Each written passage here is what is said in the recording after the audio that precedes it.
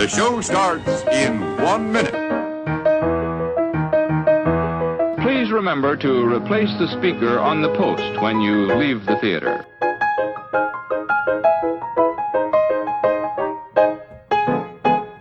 And now, on with the show. Hello and welcome to episode 67 of Saturday Matinee Theatre, brought to you by your friends at the Longbox Crusade. We are back in Gotham City in our recording studio, set up in one of the many unused rooms in stately Wayne Manor. I am your host, Jared Albrecht, the yard sale artist. Joining me, as always, is the Robin to my Batman. It is Pat Sampson, a.k.a. DJ Christatos. How are we feeling today, boy wonder Christatos? Well, Jared, let me tell you, I am feeling good right now. You know, I just got back.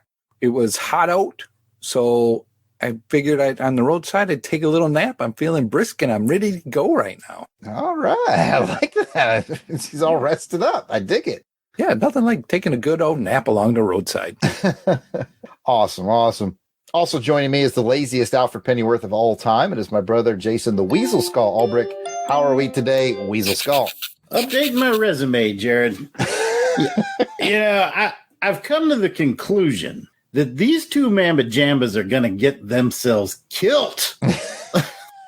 I mean, these guys come home all beat up, cut up, jacked up, and I don't know Bruce Wayne knows exactly where he is all the time.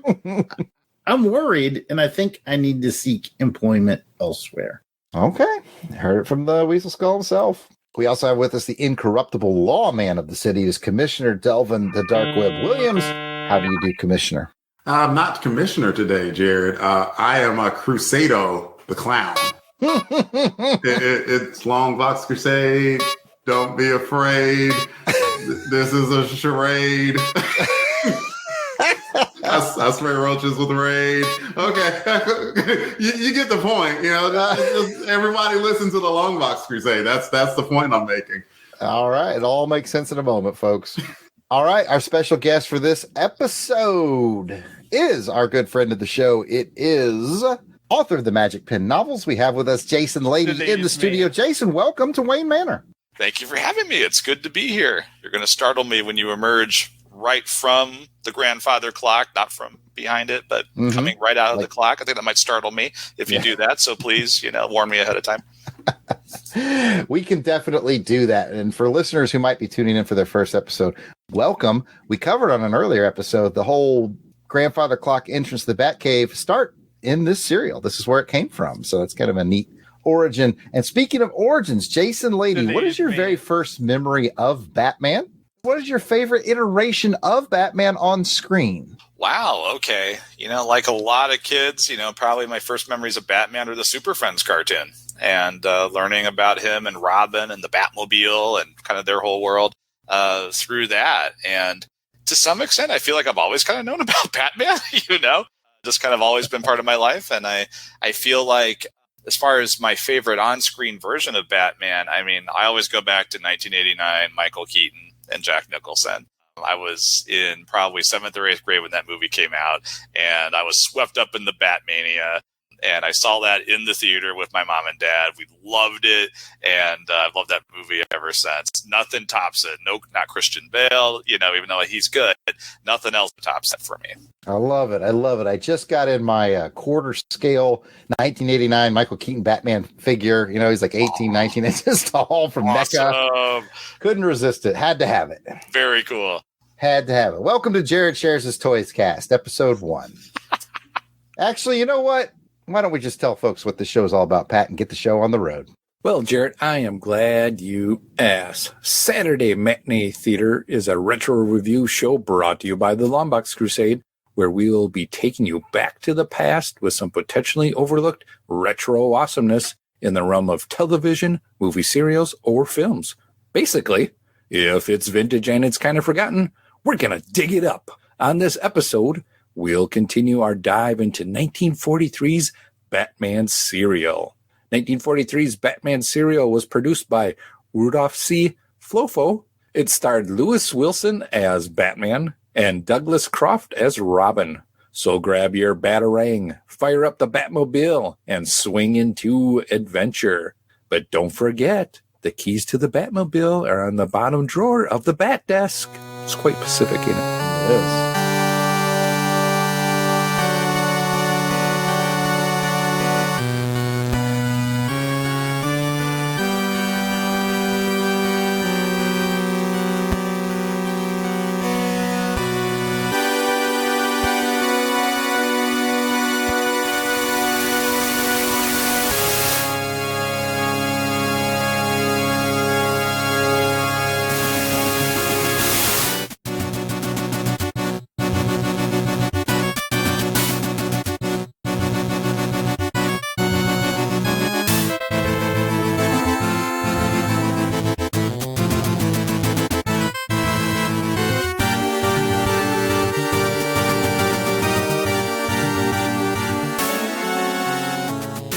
All right, before we hand it over to Delvin for this episode's info, let's take a look, or in this case, a listen to a commercial that would have been playing at the same time this episode was released back in 1943. This will help us get into the right time frame of mind, if you will, and transport us back to the 40s. For this episode's commercial retro rewind, we have Keds shoes. Hi, kids. Hi, Keds. Kids, let's all sing the Keds song. If you want shoes with lots of pep, get Keds, kids, Keds. or bounce and zoom in every step. Get Keds, kids, Keds. You'll be a champion with style. Hit that ball a half a mile. They're tough, they last a long, long while. Keds, kids, Keds. There's a pair of smart youngsters. Hi, kids. Hi, Kidso. Say, why do you kids wear Keds? So I can run faster and jump farther. So I can win more often. Right. Always look for the label big and blue. Keds, kids, Keds. That spells out U.S. Keds for you. Keds, kids, Keds. Those shockroof arches sure are neat. The right support for growing feet. So be a champion athlete. Keds, kids, Keds. Product of United States Rubber. All right, Jason Lady, you are our guest. Talk to us about the Keds shoes commercial. How'd it make you feel? You gonna go buy some Keds? Absolutely. It'll make me run faster, jump higher. I literally watched it right before we were recording, so my thoughts are not completely coherent, more than usual. Neither was the commercial, so that's fine. Yeah, that's pretty true. So a couple reactions. One, these shoes might have been like the Air Jordans of their day, because it's like if you wear them, your athletic prowess will be increased by wearing them. So I did have that thought. I also had the thought about the Kool-Aid Man effect, and that is in a commercial. Regular people encounter this fantastic character, in this case, little Kedso the clown. No reaction whatsoever, just like, hey, Kedso, they must see him all the time. You know, it's like when the Kool-Aid Man bursts through the wall and the kids are just like, oh, hey, Kool-Aid Man. It's like, if that happened to me in real life, I would be freaked out. I would be running away. If the giant pitcher smashed through my wall. Same thing when Mary Butterworth starts talking on the table, you know, the pancake syrup bottle. Oh, hello, everybody. Like, if that happened to me, you know, but they're just like, oh, hey, Mary. So same kind of thing. I thought about that, and I was like, wow, some of these tropes lived on as far back as that, you know, like this non-reaction to these mascots. Do you remember there was a commercial back in the day? I don't remember what it was for, that made fun of that trope, because like the little sunshine on the side of the bottle came to life. It was like, hey, kids.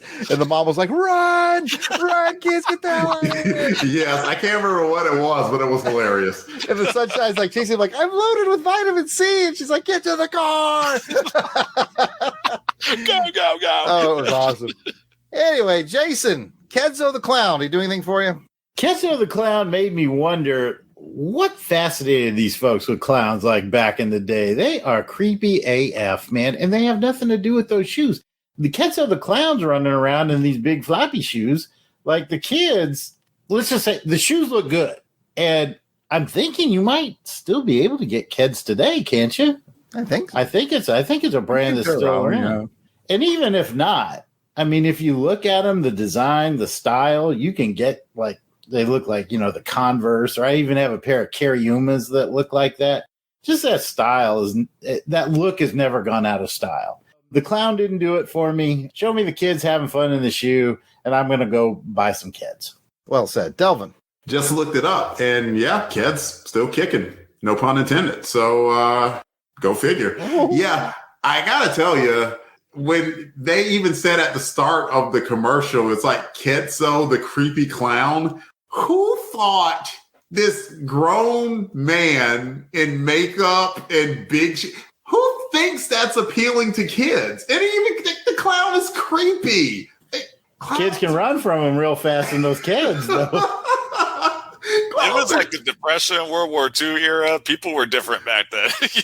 They really were. Look, I guess so. It's like maybe they thought the world was going to end, so why not be entertained by a creepy AF clown? I don't know. The shoes are fine, though. I got nothing against the shoes themselves, but like between the clown and that like creepy jingle or whatever, if that exact same commercial happened today, at the end of it, it would be like, make sure your kids don't take too much Adderall. Because you're sitting there talking to a midget clown. What the what? In all seriousness, if I was doing that commercial, I'd have two kids racing. One kid in the Kmart brand, whatever, off-brand shoe, and the other kid in the Keds, and just show it like from the worm's eye view. And the kid in the Keds just smoking that kid with the generic shoe on. That's all you gotta do. That's all you gotta do. And then where does the clown come in? It doesn't. There's no point with the clown. That's what I'm saying. Some kid's gonna watch that and be like, Mom, I want that shoe. I do not want to be this fool that got left in the dust. I want that shoe. Pat, you buying Keds? You wearing Keds right now? No, I'm not wearing Keds. Being a skateboarder, those were the shoes that, Keds, or we'd wear in the Converse at the time. So I'm wondering too, was it just different colored pairs that they were offered? They didn't really go into it, but I would buy some Keds, and I think the kid said it best as why he likes Keds. Because I want to win. That's right. That's why. I want to win. So that's why I'm buying Keds, and that's what you do. What fascinated me most about it is I've worn Converse, like Pat said, with skateboard, that's the law, right? I've worn Converse before. And like the cushioning on a Converse might as well just be a cutout of a cardboard shape of the foot, right? In there. Yeah. And I noticed these actually had they bragged about how they had this like form cushioning. And I was like, what? Yeah. Where was that? Where was that when I needed it? That was game changing right there. Anyway, that's Keds footwear, ladies and gentlemen. That commercial is available on YouTube if you want to go watch the creepiness yourself. I don't recommend it. And now that we're in our 1940s mindset, here's Delvin with the episode info. Chapter 9 was titled The Sign of the Sphinx. The release date was September 10th, 1943. The director was Lambert Hillier, with writers Victor McLeod, Leslie Swabacker, and Harry L. Frazier. With guest stars J. Carol Naish as Dr. Tito Daca, William Austin as Alfred, and Charles Middleton's remains as Colton. I'm kidding. Charles Middleton as Ken Colton. As a reminder, all 15 episodes are available on YouTube. We highly encourage you to watch this episode before proceeding with this podcast because not only is it just more fun that way, but Jared is about to give a synopsis about this episode, and then we're going to discuss it. So there are probably some spoilers heading your way. So if you haven't watched this episode, we recommend you pause here, go check it out on YouTube, and then come back to join our discussion. And at less than 20 minutes per episode, it's not that big a time demand. For those of you who are watching along with us, we'd love to hear your insights. Don't forget to comment about the show on Twitter using the hashtag I'm following Batman. Pat. Hashtag I'm following Batman. Jared. Hashtag I'm following Batman. Guess first. Jason. Hashtag I'm following Batman. And Weasel Skull.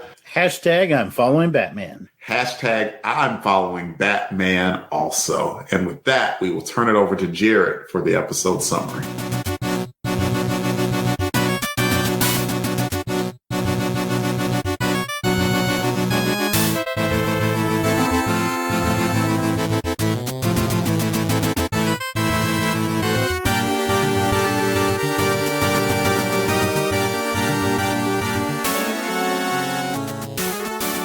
When Meister saw Batman, he and just about everybody on the show, with the exception of Alfred, were fighting in Colton's mines when the explosive plunger was accidentally pressed and the explosion went off. And yeah, there wasn't any real trickery here other than Robin taking cover under the staircase. Everyone got blown up. Alfred descends the stairs to find only Batman, Robin, Linda, and one of Daca's goons have survived the explosion. While Daka is not pleased that his access to the radium mine is now set back, he's very happy to learn that Batman is dead. Wink. Meanwhile, Batman and Robin use a crafty technique to trick the goon they captured into revealing where his headquarters is, the Sphinx Club. In disguise as Matches Malone, Chuck White, Bruce heads to the club. As Chuck White begins to gain entrance to the gang, Robin makes it appear as if Batman is outside and raiding the Sphinx Club. Robin distracts the goons for long enough for Chuck White to become Batman and help Robin with the goons, I guess, because Batman gets his kicked again, and this episode ends with the goons dropping a gangplank on Batman's unconscious body.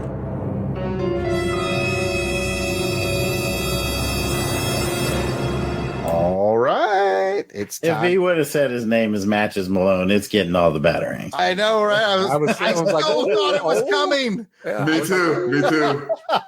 Chuck White. Oh, Chuck White. I mean, I like the name Chuck White. It's no Matches Malone. All right, guys, we're going to do 2 rounds of highs or lows. We will start with our guest, Jason Lady. In round 1, do you have a high or a low for this episode of the Batman serial? Again, I saw this right before we recorded, so thanks to some changing of plans this evening. So my thoughts aren't totally coherent. But in terms of highs for this, I couldn't help but compare it to modern day Batman. And there were a couple things that impressed me. One of them was Batman adopting a disguise, going undercover. We don't really get to see him do that in the movies. Also, that whole trick with the phone. That's cool. It was kind of neat. Yeah, I was like, that's kind of neat. Trick the guy into, getting the number and then calling the place himself and finding the address. I was like, that's Batman using his brains, not just like beating people up, which he's not very good at beating people up. Not in this show. So he's got to use his brain. I thought the actor who played Bruce did a nice job going back and forth between Batman and Bruce, but also between Bruce and Chuck White, too. Kind of took on a different persona. And I was like, okay, he did a pretty good job doing that, I thought. So those are some of the highs. Awesome. Let's go to Pat for round 1. You got a high, a low, maybe a what though? What you got, Pat? Yeah, I'm going to go with a high, and it's for Robin. The high that I like is in the beginning, you see Robin kind of holding his own with the gangsters. Batman's fighting 2 guys. Robin's kind of going after one or another guy. He's getting pushed around, but he's also, there to help distract them all from going after Batman. And I really thought they had Robin in this one kind of hold his own. I liked it. Yeah, I think Robin was doing better down at the wharf by himself. Running around there, yep. A little hide and seek with Robin. That guy can't shoot where the darn like 5 times he tried shooting him. Stormtrooper School of Marksmanship all day. Mm-hmm. All right, let's go to the Weasel Skull himself. High, low, or what then? Round 1. I'm going to go to a high and be unoriginal and tag on to what Jason Lady has said. With that scene when they left that dude tied up in that chair, I was like, you big dummy, he's going to get out of that rope so easy. Like, I was ready to make fun of that too. Yep. I was already like, there's going to be one batarang right here. So they were actually fooling me because it was very classic Batman, that chess move. Like, okay, he's out of the ropes. He'll find the phone. He'll dial. He's dialing me. I'm going to answer. Now I got the number. It was just like that Batman chess move, and it worked out great. So I really like that scene. I thought it was cool. I like it how the guy thought, well, I'm just going to call my base, and they're going to trace the phone, and here's where I'm at. Come on, you're in the Batcave, dummy. Like, yeah, how do you trace that call to the Batcave exactly? I don't know. How do you trace it anyway? It's like, really? The guy had you. Batman's got to have a trace buster. Or at least a trace buster. Well, it's like the Batcave has a street address, really? No. Yeah. The phone book. Dude, you're in a cave with a guy that wears a mask. I'm at 1 Batcave lane. We never thought to look there. All right. While you're on the mic, Delvin, round 1. High, low, what the? Look, man. I mean, if I'm beat man at this point, don't give me no ambush. He doesn't even need to ambush anybody. He just needs to walk up and is like, hi, I'm in the costume. Can we fight now? Because his odds of winning are just about as good.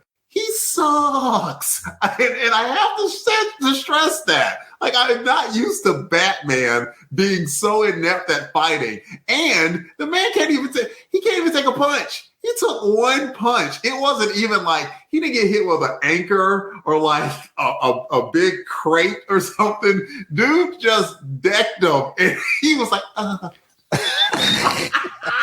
You had the same thought I did. They're having that big fight on the docks of all the stacks of crates. I'm like, someone's going to pick up a crate and lob it at somebody. They never did it. They never. Look, apparently you don't need to. Like, I mean, it could have been a crate of feathers, and they could have wedged open that crate of feathers, taken one feather, and just smacked Batman upside the head with it. It fell out. He's such a wuss. Well, you have to remember, he's got to have brain damage by now. Especially falling from that elevator. It turns me off from the whole series to watch Batman just taking L's like this. Like, this has been like 9 episodes that we've watched, and he has taken approximately 48 different L's in 9 episodes. He is worse than the Detroit Tigers. He's so bad. So that's like my hella low. I cannot help it, and it has to be said. It's actually distracting me at this point how badly he's getting whooped every single time. Like, if I took that many whoopings and put on a costume, I just stopped going. I was like, you know what? I'm going to just make my way being rich, and I'm just going to trash this costume. I'm going to trash the Batcave. You know, I'm going to tell Robin to go, enlist in the army because he's probably old enough, but we're not sure yet. And he might be overage.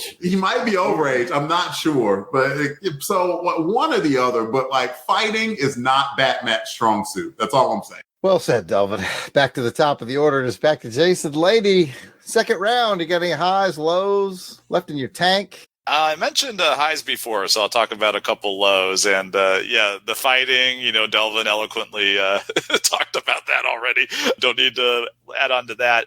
I will talk about, and I mentioned it earlier, the whole thing with the grandfather clock. Now, traditionally, you emerge from the Batcave up into Wayne Manor from behind the clock, or the clock opens like a door, and there's a secret entrance behind it. It's some scenario like that, right? In this, they literally walk out of the clock with the ticking gong kind of part. Like, they have to kind of squeeze past it. And I was just like, this looks really stupid, watching that. It's weird because it has looked better in previous episodes. Like, it looked just a little off on this one. This is the only one I've seen. So, that's good to know that it looks a little better elsewhere.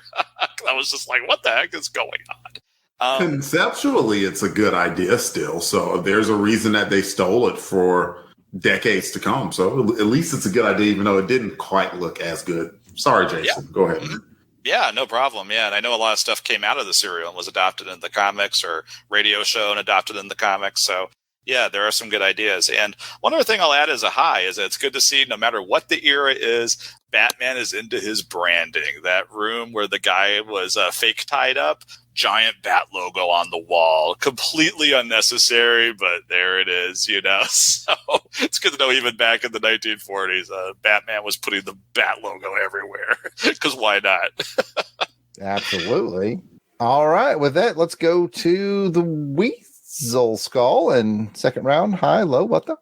I was tempted to do what were they carrying that trailer for? Because it was totally empty, just to haul a bad guy back in it. But instead, I'm going to talk about the fighting a little bit more, because I think it's important we delve down into this, because it really is, as Delvin said, distracting from the show.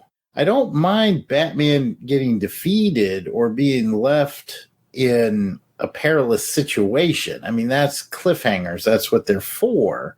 But they're just more creative ways to do it. And there were so many good things in this episode that led up to this. I was looking at a strong 4, maybe a 5, up until that final act. And I won't ruin my score, but I pretty much already have. But that final act really distracts. I mean, they have everything that they need there. They have a good set. The actors are doing fine, but it's just like he gets beat every time. And it's so distracting. And this one was exceptionally galling because he have that shot, that heroic shot where he's up there and he double leg drops down and you're like, okay, this is it. And I told him, this is it. This is on. This is where he's like, enough. I'm going to lay guys out. And at first it's like he's going toe to toe with him. I'm like, all right, yeah, deck that fool. And then it just ends the same way every time. It's getting very frustrating. And I'll stop there. Sensing a theme. Sensing a theme. Pat, looks like you get the last word on this episode's highs or lows. Well, you know me. I got a few. I lied. Delvin still hasn't gone yet. So okay. Don't screw this up, Pat. Oh, well. Then let me give a what the, and we've kind of skirted around this one. But is Robin old enough to go to the Sphinx Club? Is he not?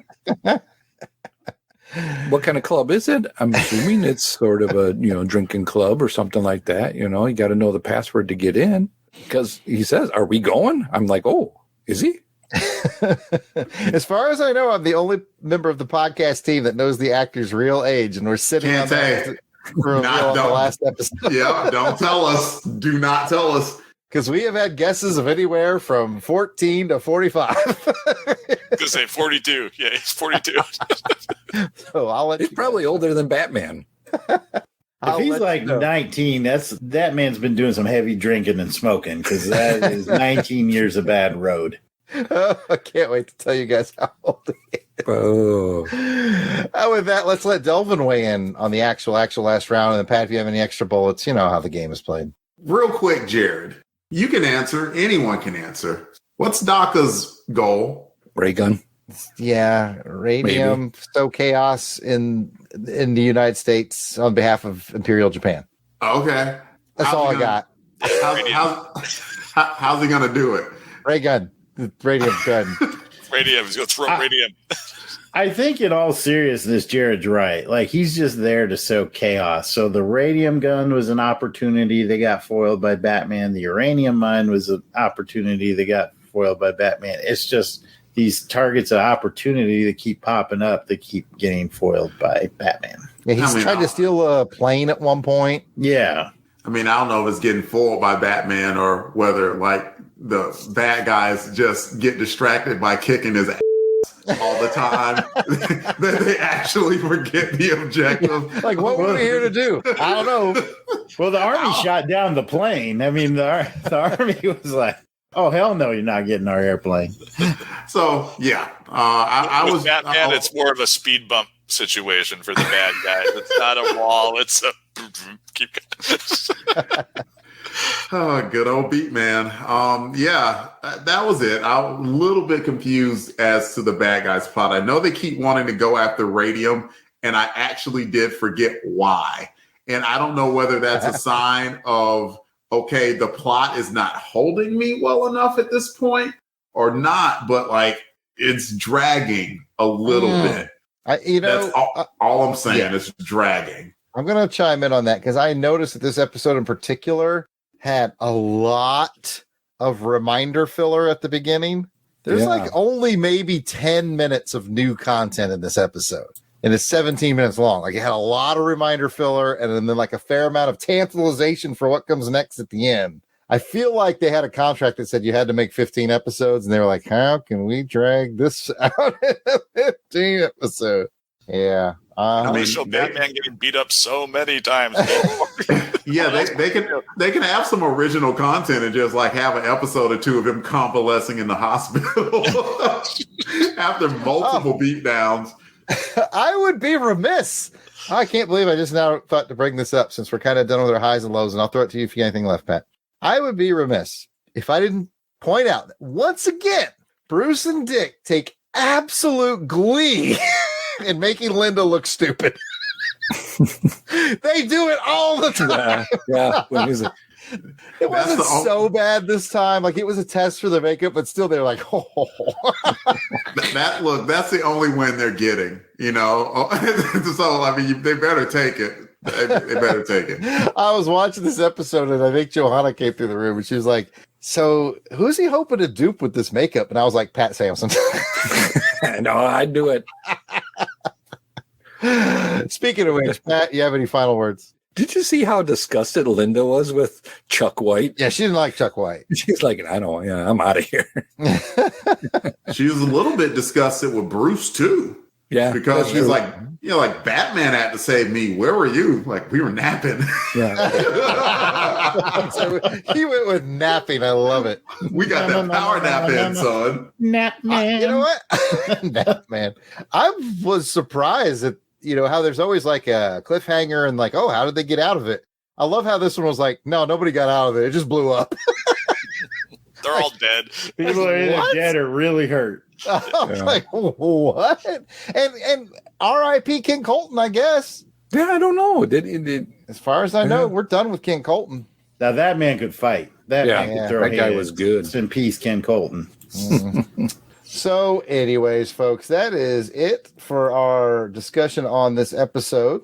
And that means it's time for Fun Facts with Jared. For Fun Facts with Jared this episode, I want to go around the horn and have everybody take their best guess on the last time this serial was aired on television. Everybody think of your guess. When's the last time they aired this? I'll start with our guest, Jason Lady. I'm going to say 1965, trying to cash in on the Adam West TV show. Not a bad guess. Weasel Skull? I have a feeling this is a trick question and it's very recent. And I'm going to think that it had to be tied to maybe like the Batman movie release. So I'm going to say 2021. Delvin. See, I'm with Jason Lady. I'm thinking 60s. So I'm going to say 62. And Pat? I would say for Batmania.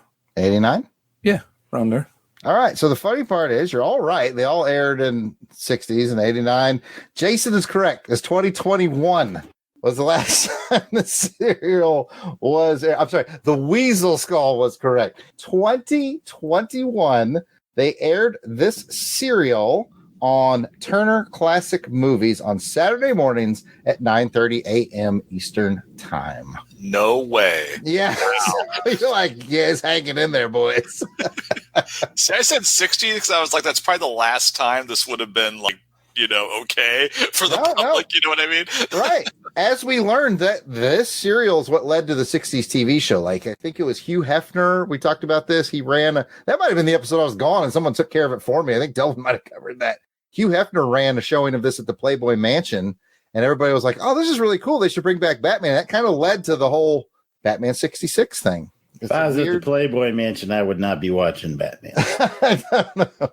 Was Robin there? If so, was he too young to be there? Robin's Hugh Hefner. That's it. Who knows? Who knows? Okay, guys, it's time to do our Batarang ratings.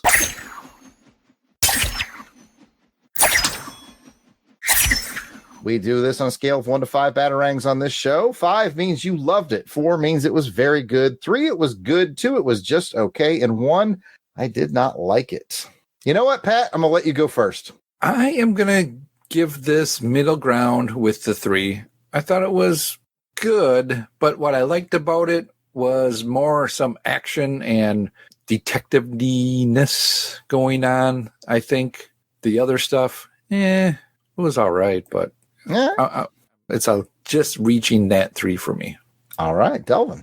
If it were not for the very clever tactic that they did, which got them to the Sphinx Club, it would be a 2 and I just walk away. That gives it the saving grace of keeping it at that 3. But I am tired of seeing Batman just get whooped like this. It's not even fun. It's like you're not supposed to feel sorry for Batman, and I feel sorry. Then they just dropped the game. They're like, we knocked him out with a punch. We couldn't leave him here. No, let's drop a gangplank on him. They had enough time to set up a Rube Goldberg device to take him out. It's ridiculous. So yeah, I gotta see my Batman get some wins. That's all I'm saying. I feel you on that because, you know, we've covered the Flash Gordon series. I was just going to say, right? Flash never got beat up that. You know, he find himself in peril at the end of every episode. Yeah. But I can imagine myself as a kid leaving the theater being like, Flash Gordon, yeah, let's all pretend to fight. Like, as a kid, I'd be leaving like, man, I hope Batman's all right. I don't know if Robin's old enough to take over. Or Yeah, not. I have no I idea. want to be Ken Colton. Yeah, exactly. All right, Weasel Skull, what do you got?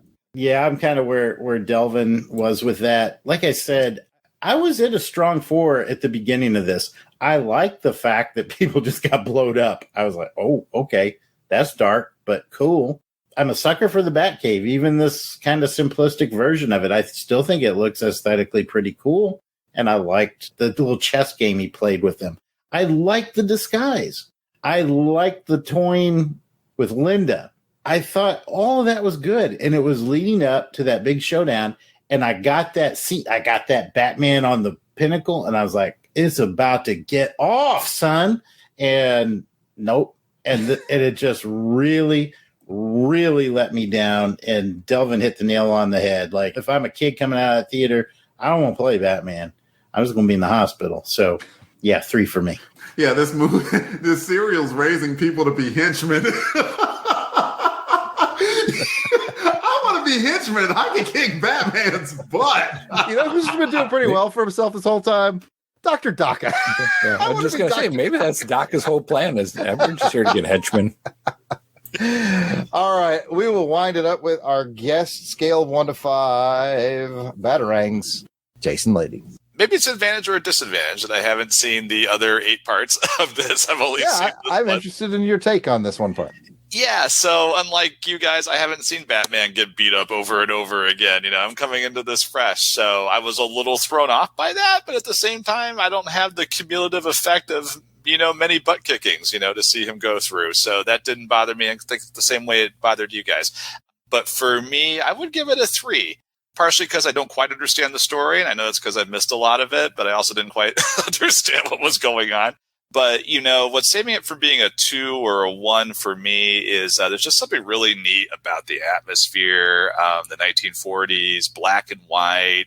All the hoodlums are wearing fedoras and suits, and there's secret lairs, and you know, and I did like Bruce and Dick showing up after being there as Batman and Robin and being like, oh, we were just taking a nap, and him putting on like the kind of like bored playboy millionaire persona. You don't really get to see live action Bruce Wayne get to do that very much. So there was just some things like that, like him doing a little bit of detective work, him being in a disguise, him doing the whole trick with the phone. There's just some cool stuff there. I'm like, I don't get to see Batman do this kind of stuff in live action very much. He's just kind of like shadowy ninja man, you know, and you don't get to see him do that. Some of that other cool Batman stuff that you used to see him do in the comics and the cartoons and stuff. So I was like, this serial has it going on in some ways in terms of being a little more authentic about the Batman character than, you know, certain other things that might be now that are forgetting some parts of that. But yeah, I mean, for me, you can't beat that old-timey atmosphere. I was just sitting there like, this is pretty cool, you know, watching it. So that's my take. 3. Awesome. No, I love it, Jason. Thanks for sharing. Me personally, I'm going to join everybody here on 3. I guess it's not an island.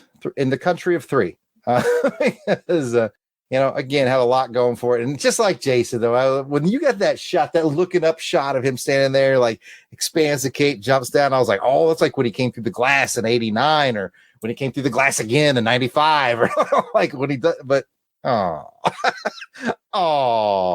but anyways, yeah, I'm going to give it a 3. And if he'd said his name was Matches Malone, I would have been a little lit up for that. But Chuck White will have to do for now.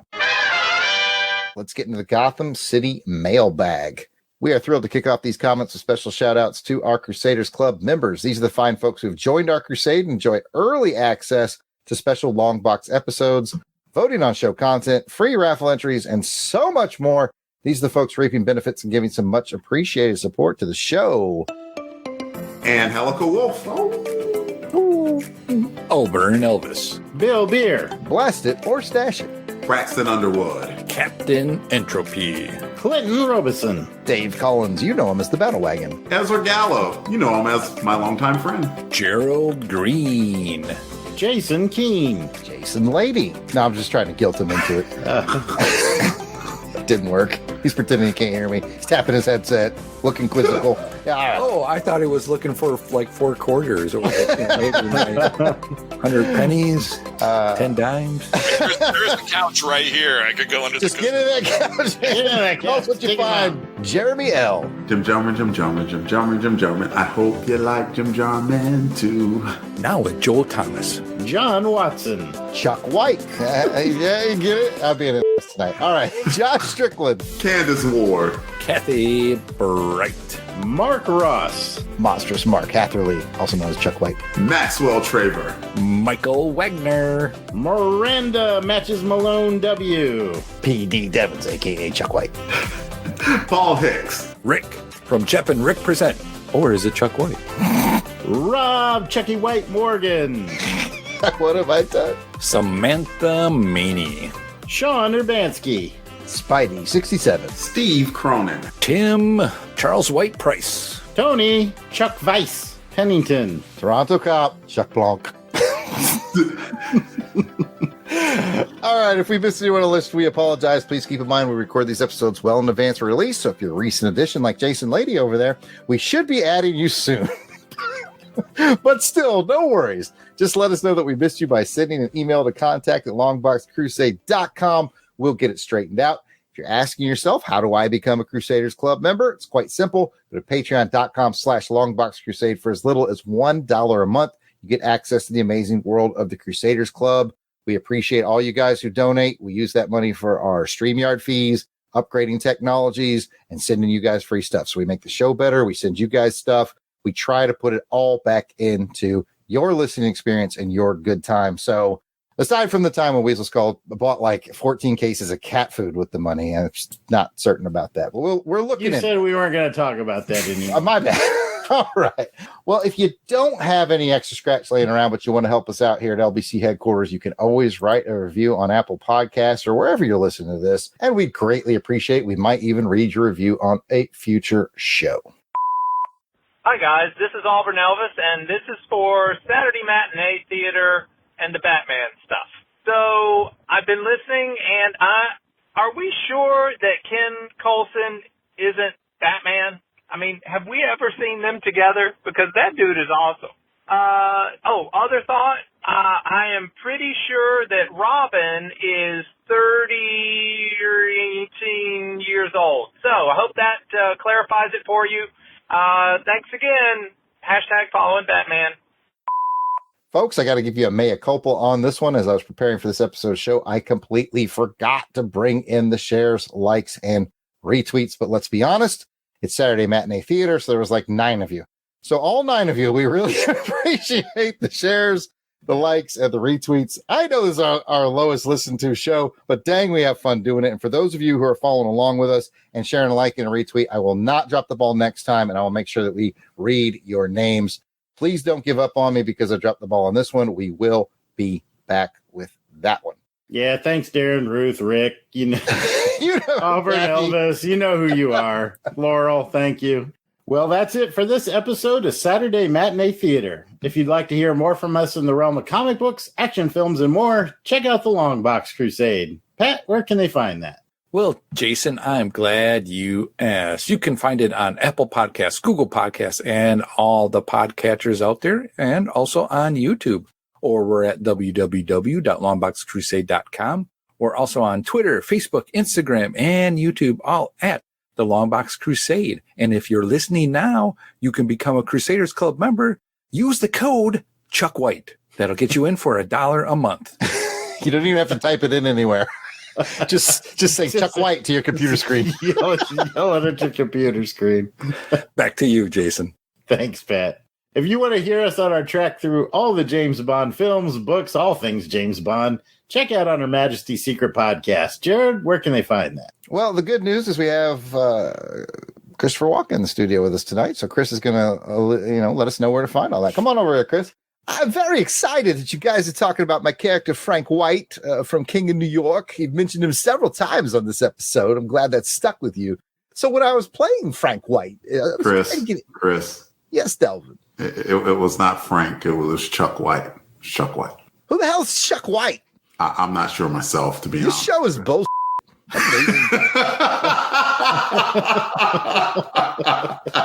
All right, well, there goes Chris. Thanks for stopping by. And, if you want to listen to us talk about James Bond films and James Bond books and music and just the world of James Bond, check out On Her Majesty's Secret podcast. You can find it on Apple Podcasts, Google Podcasts, most podcatchers, or you can go to www.secretpodcast.podbean.com or chat us up on Twitter at OHMSPod.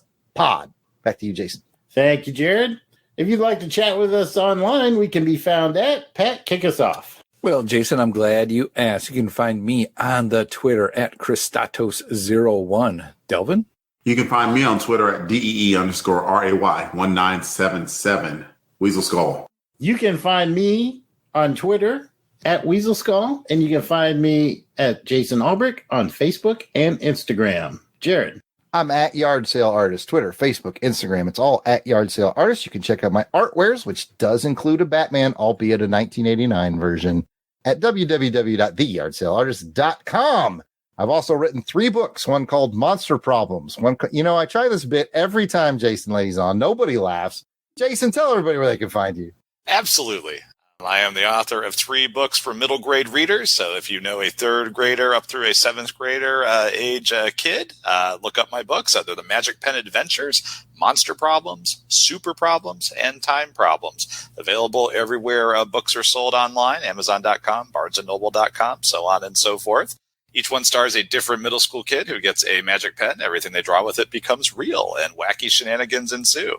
So if you know a kid or you're a kid at heart and you enjoy that sort of story, please buy my books. I really appreciate it. And you can find me on Twitter at Jason R. Lady, Instagram, Jason R. Lady Author, and Facebook, Jason R. Lady Author, to see my random musings about comic books, movies, and other things. Thank you very much, Jason, and thanks for joining us for this episode of Saturday Matinee Theater. Thanks for listening, everybody. And we'll see you next episode. Folks, as you well know, our lease is up in London at our studio apartment there, but we're moving out to Sherwood Forest. So sharpen up your arrowheads and join us for our first episode of Robin Hood. See you there.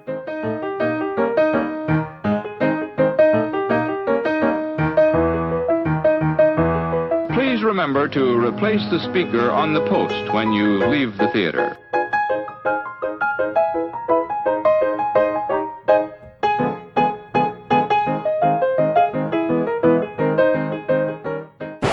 Outtakes. It starred Willis Wilson as Batman and Douglas Croft. Lewis Wilson. Lewis. Oh, what did I say? Willis? Okay. What you talking about, Will? What you talking about, Will? I was going to get off the Damn it. I was thinking it. You beat me to it.